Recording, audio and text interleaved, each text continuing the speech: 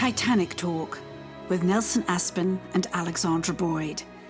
Here we feature stories from the independent documentary Ship of Dreams Titanic movie diaries and everything else to do with the iconic ship.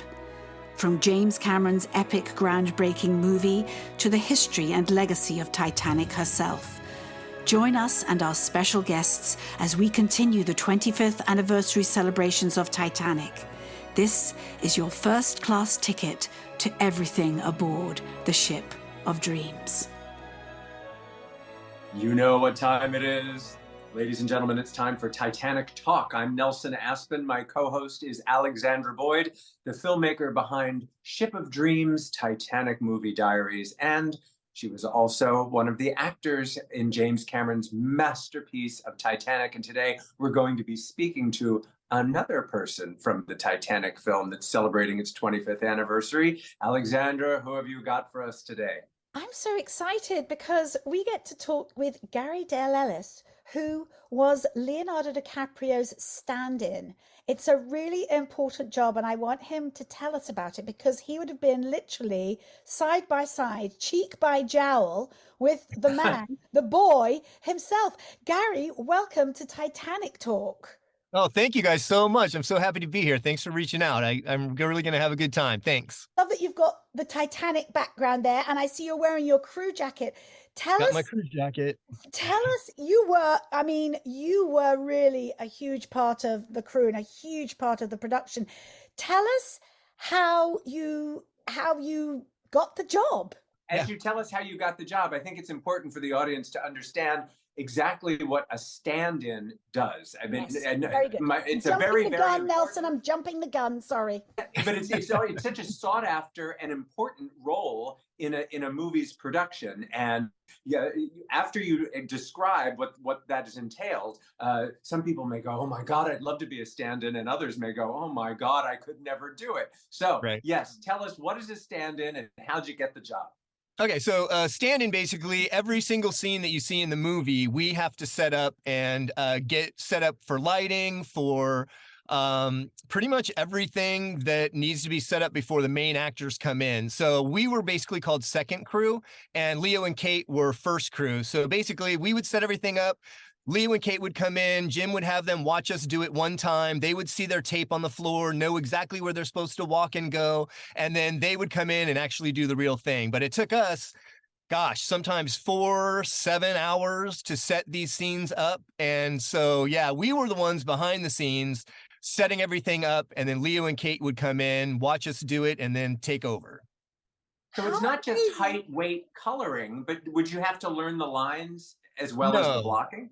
No, we didn't have to learn the lines, but we did have to know what the scene was all about. And we needed to know that. So like for one of the scenes where Cal was chasing us down the grand staircase, shooting at us, we had to set that up, and he had his real gun, and he was actually shooting at us. And so that took a while to set up because the floor was slippery, and there was a lot involved in that. But so we didn't have to learn lines, but we needed to know the specifics of what we were doing for that scene. And so for the audition, or interview, were you? I shouldn't say are you. We've seen how Leo has changed over the years, but at the time, were you the same height, weight, hair color? Was that an important component? So funny thing is, so I was not originally cast for the stand-in for Leo. So I was working at a grocery store. I got emancipated when I was 15 years old. I've been on my own ever since. I was working at a grocery store full time. Me and Leo are the same age. We're both 21. He's November, I'm March. And I just woke up one morning at like 4 a.m. and saw on TV there was going to be an open casting call for some movie. And I was like, you know what? I'm going to go. And I went by myself and never done anything like that before. Waited in line downtown San Diego. And basically waited for 6 hours, went in, they took pictures, did all that. And I totally forgot about it. 3 months later, I got a call and they're like, we need you in 2 weeks. And I was originally part of the core group of extras. So I got down there the first week of September of '96. And the first week I was basically in when we were doing the drowning scenes in that 4-foot deep heated tank. And they asked me to actually stand in for Ioan Gruffudd. who played Fifth Officer Lowe.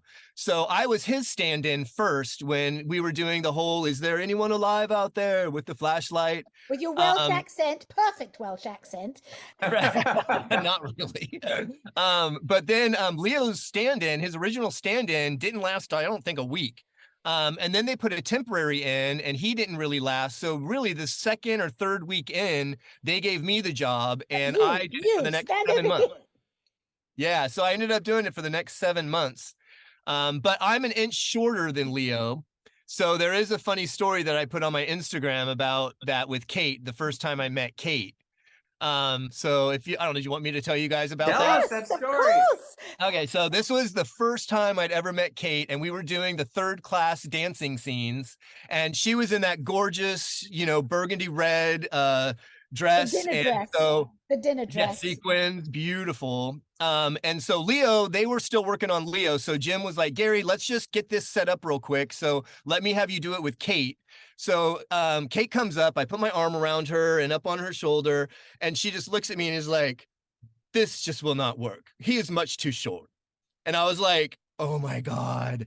I was devastated. And I was like, oh my God. And so Jim was super quick. He was like, no, you know what? We just need to set this one thing up real quick. Let's just do this and get going. So right after that, this was a night shoot. So I think we ended at like, God, it must have been like 7 or 8 in the morning. I got in my little Mitsubishi Mirage, drove up to San Diego. It was a 3-hour drive, and I went to a Doc Martens store in Pacific Beach and bought a pair of platform shoes. And we had to be back on set, I think, at 2 p.m. in the afternoon. So I think I made it just in time to get back to set. I was on no sleep, and I get on set, and Jim and Josh, the AD, look at me and just start laughing. And they're like, what are you wearing? And I'm like, well, at least now I'm not much too short. And they just started laughing, and I ended up keeping my job and was there another 6 months. And ingenuity, that's it. Ingenuity and initiative. That'll keep you in the club for sure. That's a great story. You just went to wardrobe and got you a pair of lifts. Just got you some heels to wear. But the Doc Martin story is perfect. Yes. Yeah, and it totally worked. Nice plug for Doc Martin as well. Oh, oops. So you stayed on for another 6 months. I mean, very lucrative, I would assume much better paying than the grocery store. And did you continue on and have a career in film and television as a stand-in after that? Or did nothing compare? Yeah. Oh, well, no. So I moved in with the casting director, Tina Kerr. So she was the extras casting director. I moved in with her afterwards up in Playa del Rey. But, you know, for the next 8 months, the Titanic didn't come out and everybody was kind of blacklisted. Like nobody knew what the movie was going to do. So like a lot of the people that worked on it had a hard time finding work in the interim. So I helped her with some casting stuff. She had a friend, another casting friend that I helped out. I did some work on like The Dating Game with Chuck Woolery and The Big Date. So I worked on a lot of like shows like that, doing casting for a while. But then ended up, you know, moving to Hawaii, and I've been there for the last 20 years. And I just moved to Florida a year and a half ago. Do you ever run into Leo? Because doesn't he hang out in Hawaii a lot? Maybe you'll run into him on a beach sometime. Yeah, funny thing is, he actually did our tour, and I wasn't there and didn't even know about it. So we had a tour called Heli Zip, where it's a helicopter and a zip line, and he brought some of his model friends, and yeah, they came and did that. But I totally missed him, and it was so weird. But this was like 8 years ago or so. I was gonna say, Kate doesn't sound like she was so nice to you, you know, with the whole height thing. But what about with Leo? Because I would assume you would see him every day. He'd have to come in and take your spot. What was he like to work with? They were both amazing. I mean, that first thing with Kate, I think she was just, you know, like, oh, he's much too short. But after that, they were both amazing. They're both super down to earth. They were just amazing. And, you know, for us, we were behind the scenes with them every day, some 15 hours a day for 7 months. So, I mean, everybody got pretty tight and everything else, but it's just like with any job, you know, once you move on to something else, we didn't really stay in touch or anything like that. I stayed in touch for a little bit because his assistant and us were pretty good friends. But Jonah, yeah, we really didn't stay in touch after that. Yes. I remember Jonah. Yes. Yeah, Jonah. When we do these, now that Titanic talk is becoming a thing and Ship of Dreams is going to be seen by everybody now, assuming Leo and Kate might run into this podcast, what would be your message to them? Just if you could catch up after 25 years. Oh my gosh. Well, congratulations on everything you guys have accomplished. It's so incredible. That was the biggest opportunity. I mean, I had so much fun on Titanic. That was, I mean, honestly, I can't even imagine. And there was no negative that came out of it in any way. It was just all positive, once in a lifetime opportunity. And they were so much fun to work with. And I mean, I now looking back, had I known now what I know, like known then what I know now, I would have done a lot of things differently as well, because my gosh, she was 19 and had to carry that movie on her own. Like, I mean, Romeo and Juliet had just come out in the middle of filming and he just exploded. So, I mean, there was so much pressure on them and I just give them so much respect. And yeah, they're just both amazing. And yeah, it was just so much fun to work with them. Gary, you gave me the perfect opening in talking about Leo, because after you mentioned Romeo and Juliet, and then Titanic came, and forget it. I mean, he was the hottest ticket in town, and in a way continues to be. I mean, it really something really propelled him to the A-list, even though he'd had an Oscar nomination for Gilbert Grape, et cetera, et cetera. And I had been approached in Los Angeles in the late 90s to do this really cheesy documentary. It wasn't cheesy at the time because it was like the video version of a teen magazine. It was called Hangin' with Leo. Maybe one of the most dreadful productions of all time. And it was a half-hour love letter to that dreamy Leonardo DiCaprio. And I was a young, aspiring TV presenter, and I was hired to do this cheesy documentary, which resurfaced recently on a show called Everything is Terrible, which celebrates the worst things of all time. And Hangin' with Leo is one of the worst things of all time. Flash forward a year or two, Alexandra has a friend who consequently became a mutual friend of mine, and we would spend our Los Angeles Christmases with this friend, who turns out to be pals with Leonardo's mother, Ermeline. So there were a couple of years where we would have Christmas dinner with Ermeline DiCaprio. And we would talk about this funny video, this dreadful Hangin' with Leo thing. I went to interview Leo for some movie. I've interviewed him a few times, and I mentioned it. And he said, I'm dying to get a copy of it. It's become this sort of notorious thing. I got my hands on a video copy. So for all the haters out there that go, Hangin' with Leo is one of the worst things ever, Leonardo appreciates it for what it meant. So it Titanic and Romeo and Juliet made him a heartthrob. What effect did it have on your, let's just call it, street cred? Actually, it just taught me, I just learned so much from James Cameron. I mean, because really, we were with him most of the time. I mean, we were the first ones on set and we were the last ones to leave. And his work ethic was just incredible. I mean, we were only getting like 5 or 6 hours sleep at night. He was getting less than us. And the pressures that they had, I mean, wasn't this like the first movie that had to have 2 studios come in, because halfway through we ran out of money and Jim gave up his salary? I mean, he put his own money in, he gave up his points because he was so far in at that point. There was no turning around and coming back. And yeah, it was an incredible feat. And people like to, especially crew people, it's really lovely to hear you talking in this way, because crew people like to hear that he's a monster, that he's a tantrum, that if he ever lost his temper once, wouldn't you look back now and go, look at the pressure he was under? Every time you walk onto the set, the clock is ticking and the money is evaporating. And, Absolutely. The fact that he could pull off any of it, and some of those extraordinary scenes, especially the sinking sequences, are just breathtaking. And he did it. I remember seeing him at the cast and crew screening afterwards, and I was going to be very calm and congratulate him and thank you so much for it, inviting me to be part of this film. And again, before it exploded at the box office, we all went to see a cast and crew screening, and I was just blown away because I didn't know what to expect. We were told the thing was going to sink like the ship. And I wanted to have my photograph taken with him. And the minute I saw him, I just started doing this. You're amazing. It was, he goes, oh, look, you don't hold back, do you? That's what actors do. I said, me hold back? You didn't hold back. And I started lecturing him on his incredible determination. Like, he didn't know that.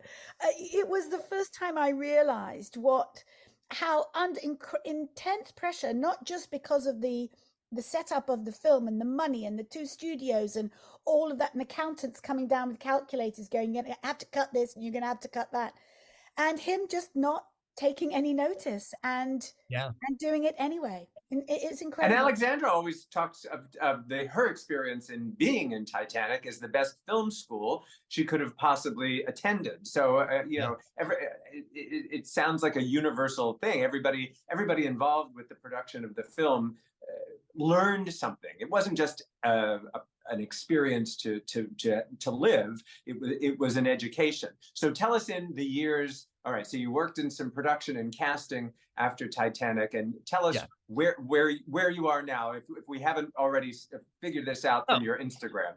Well, yeah, so I moved to Hawaii after that. Well, there is a funny story though. My very first job after Titanic.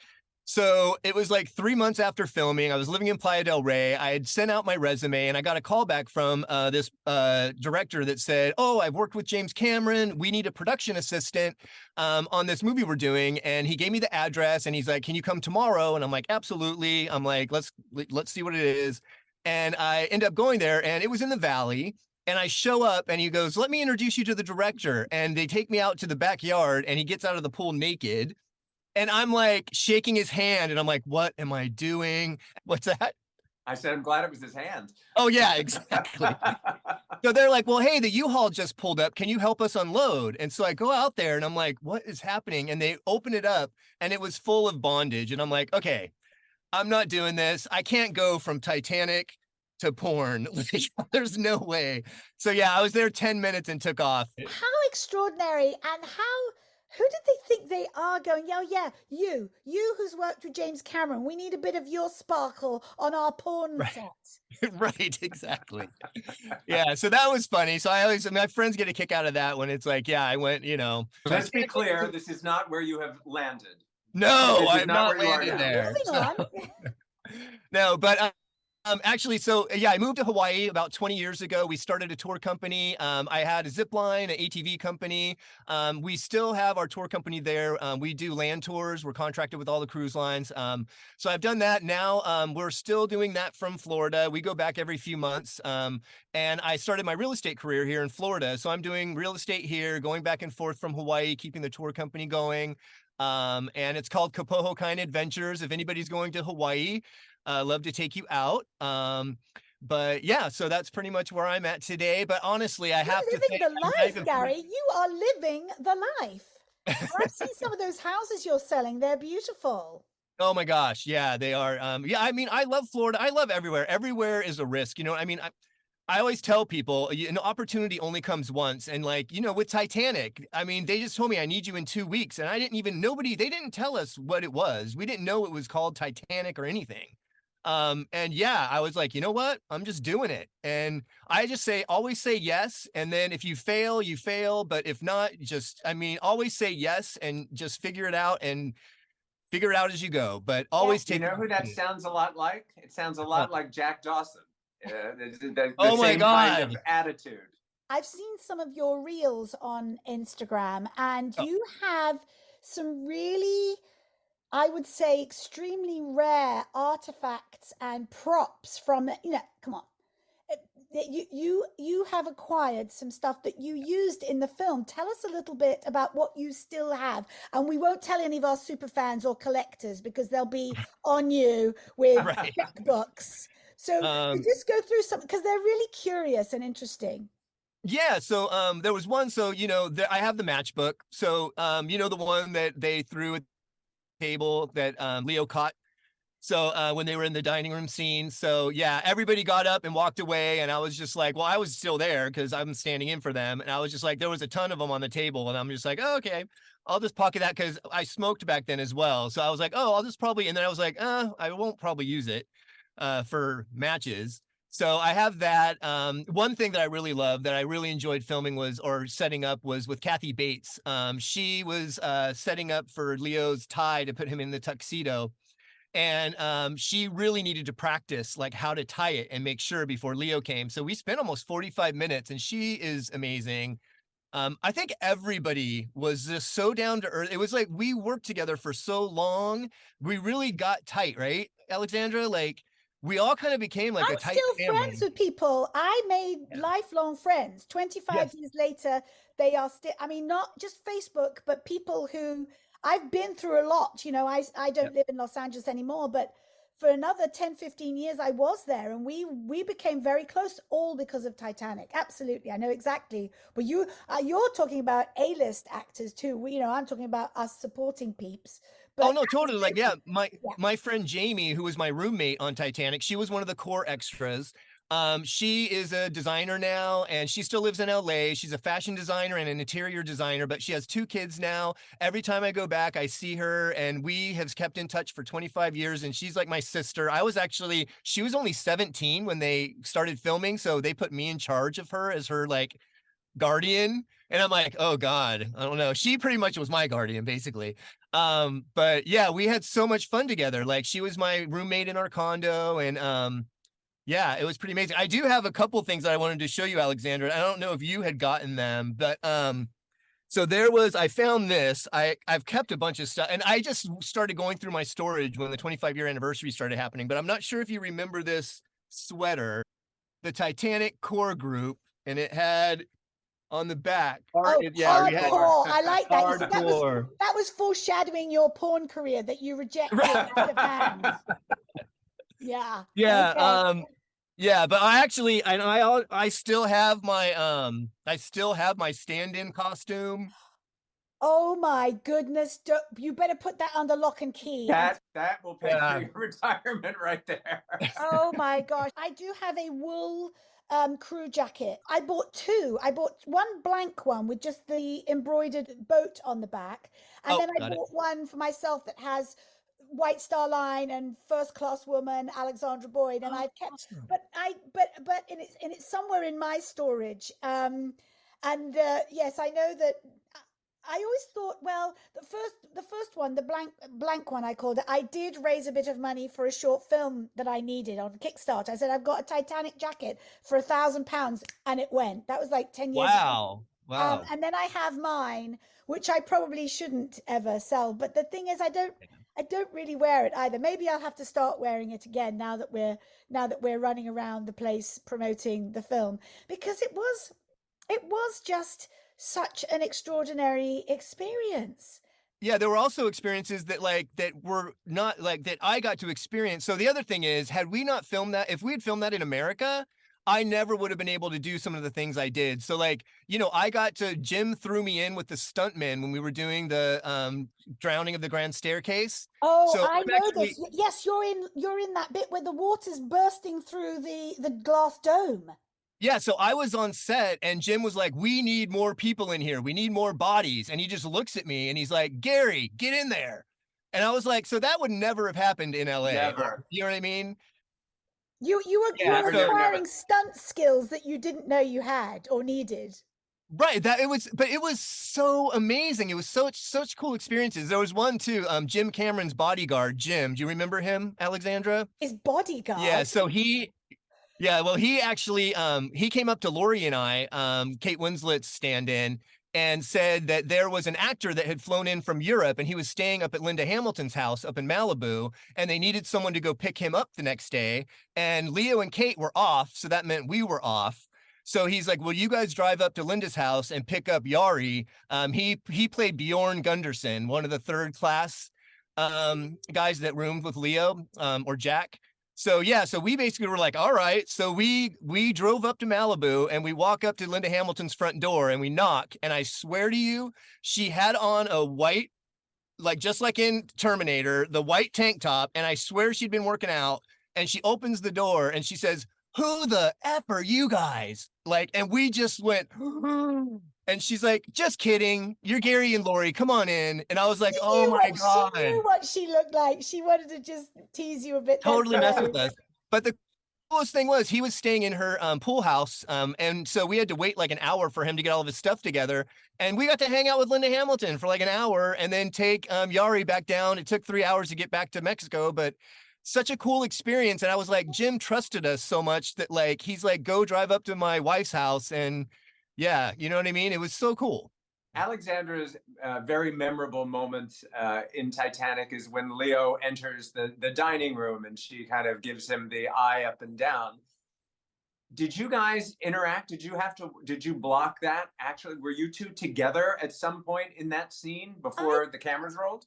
I don't remember, Gary. I think you No. were in the more intimate scenes when there weren't like hundreds of people around everywhere that they had to manage. So yeah, that was the hard part. I wasn't really around a lot of the extras very much because Lori and we were kind of isolated almost because we would set everything up. And then when it was ready, we were gone. And then they all come in. So we were kind of not crossing paths very often. You know what I mean? So yeah, like that's a good question for Alexandra then, Alexandra, because we know that moment so well of you looking longingly at Jack Dawson, but questioningly. Who were you looking at when they filmed that? Did James Cameron just sort of have a pen look over here? Pretty much, but I also am looking right down the lens of the camera. So they filmed them coming in. I was standing there to the side, and then they turned around on me, and I got my 3 seconds of fame. Literally, look, because it's Jack's POV, isn't it? That was a great shot. This new world that is about to change his life forever. And I guess I was the first person that went, haven't seen anything like that in first class before. Gary, how long did you see the film? Did you go to the 25th anniversary re-release? Do you watch it on TV, or just do you forget about it? No, I went to the 25-year anniversary because, I wanted to see all of the updates in the 4K and everything else. And it was great. And we went to the so many memories, every scene. Every single scene. I mean, I've got an image of you standing there with handcuffs on around the pole. Yeah. I mean, all of it. Okay, are we back to that step porn out, movie Gary. again? Here comes Leo. What did you say, Nelson? I said, are we back to that porn movie again? Handcuffs and a pole. Just can't get away from it. But every single shot I had to set up. So when I'm looking at that, when I watched the movie, I just remember, oh my gosh, one of the scenes, I swear I had to stand there for 2 hours was, when he's looking out the porthole, when he has his hands there, they could not get, because the water was so murky, they could not get the lighting and everything right on the outside of the ship, because we were actually, in the, what's it called? Like they were, purser's room. It's the purser's room that she has to find him in that room, you mean? Yeah. So, but the water was on the outside of the ship, and I had to keep my head in there just like this for like 2 hours while they were trying to get it. So there were some scenes that were really difficult. Like, I can understand that and that's why they don't have the actors doing it, because and on independent films, there's not stand-ins or anything, but right. And of course they don't take the time that they can take on a film the size of Titanic. But imagine how exhausted they would be if they had to stand there and wait for the lighting to happen. And then Leo can just breeze right in there and take your spot and do the easy part. Act. Yeah. There's also safety as well, because when when Leo was diving for the keys behind the locked gate when it was flooding. So I had to set that up as well. And so while I was diving down, they had 2 guys next to me, divers with spare air tanks.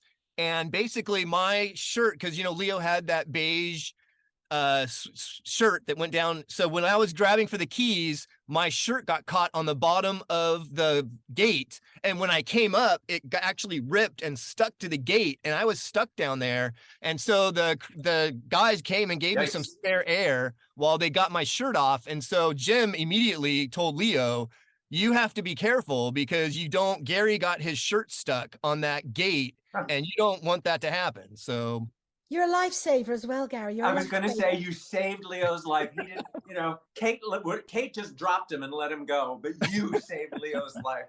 Right. Well, you know what? This is great. Tell us how do we find your Instagram page so we can hear more of these stories, see more of your props, and maybe buy some of your houses? Yeah, it's on Gary DeLellis, at Gary DeLellis, and that's pretty much it. And my tour company is Kapoa Kind Adventures over in Hawaii. If you guys ever come to the Big Island, Want to go see the volcano, do some lava trekking, we can do all that for you as well. And if anybody wants to purchase your costumes from Titanic, they are welcome to make you an offer that He's you shaking can or his head. cannot He's refuse. shaking You his head, never know. Nelson. They're very personal. This is like hanging with Leo, but better. Thank you so Thanks, much, you guys. Thank you. If you've enjoyed this podcast, please leave a review. And if you'd like to hear more podcasts like this, hit the subscribe button. For information on where you can see Ship of Dreams, Titanic Movie Diaries, go to shipofdreamsfilm.com. Titanic Talk is a production of Ship of Dreams Film Limited.